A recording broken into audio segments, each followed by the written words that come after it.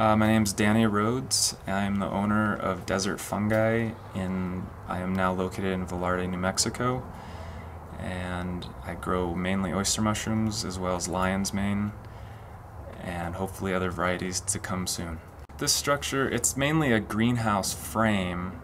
The covering is different. Basically, I have a woven polyplastic, 2 layers of woven polyplastic, and in the middle is sandwiched Reflectix, which is like a bubble pack material with kind of aluminum siding on both sides, so it's an insulation.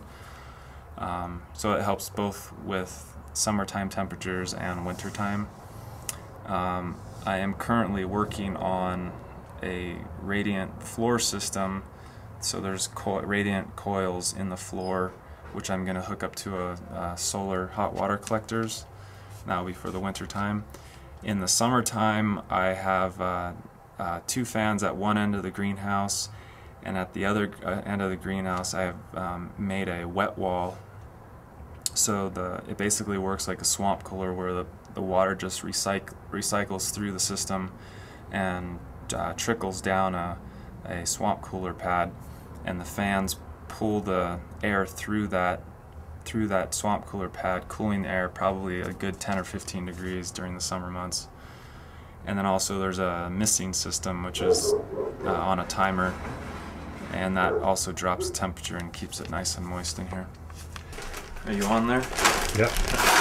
So these bags are hickory sawdust pellets that are intended for barbecue pellet smokers. It's the same type of thing as fuel pellets for pellet stoves, but these are food grade. And so I'm just gonna spray these with a little bit of the grapefruit seed extract, diluted of course, just to kind of dust them off, to get any of the possible dust and contaminants that are on there. It's not going to totally make it sterile or anything. Growing mushrooms, it's clean as you can be. As soon as you provide a high nutrient, moist environment for mushroom mycelium, or the fungus of mushrooms, to grow in, there's, in the air, there's constantly other spores that can get in that medium and thrive in that situation that you've created.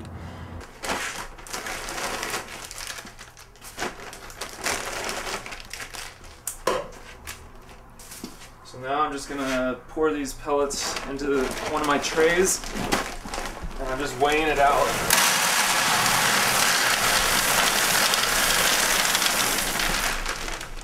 Fit about a half bag per tray, so I have to add hot water to these pellets to break them up into sawdust. Some food grade peroxide for the water solution to help hinder the molds from taking over.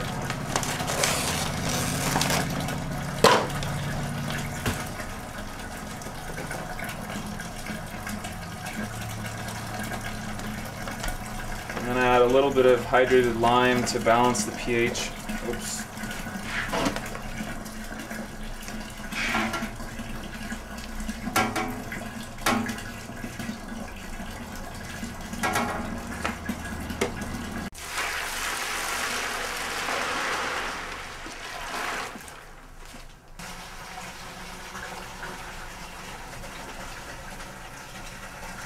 This is the supplement, which is the nutrients, or adds extra nutrients to the sawdust. It's a special formula that I get from a company in California. It's grain based. It's mostly like corn and soy and I think some other grains. Well, the Santa Fe Farmers Market has really been a blessing. It's a great clientele base. It's a great group of farmers that really support one another, and it's for the most part everyone has their kind of niche product which brings the consumer to the market because they're getting something they either can't get at a local grocery store, or just for the sake that it's fresh. Alright, so now I'm going to mix these, and just to kind of get it all mixed together.